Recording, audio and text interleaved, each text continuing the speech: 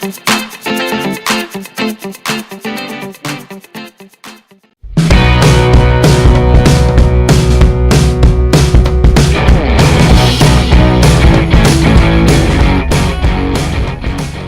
the super slim bezels around its display to the sturdy all-metal chassis to its unique watchband 360-degree hinge, the 920 looks and feels like a premium laptop should.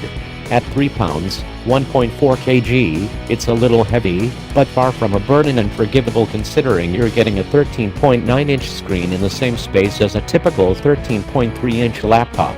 Plus at half an inch thick, 12.7 mm, it easily slips into most bags.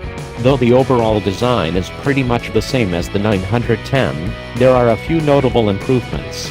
For example, while Lenovo shifted the webcam position to below the screen, making for some awkward camera angles, to allow for the 910 slim display bezels, it managed to get the camera back to the top for the 920.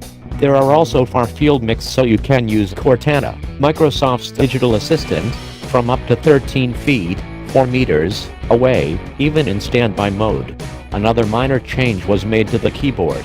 On the 910, Lenovo had included a full-size set of arrow keys at the sacrifice of a full-size right-hand shift key. This time around Lenovo gives you half-height up and down arrows, but a full-size shift key. The feel of the backlit keyboard was already very good considering the system's thinness, but the shift key change results in a lot fewer errors. The precision touchpad stays just about perfect. Fingers glide easily over its smooth surface, and I never experienced any cursor jumps caused by a brush from my palm. There are multi-touch gestures that are easily adjusted within Windows settings, so you can turn off controls like pinch to zoom or 3-finger swipes if you want. A fingerprint reader to the right of the touchpad lets you sign in quickly with Windows Hello.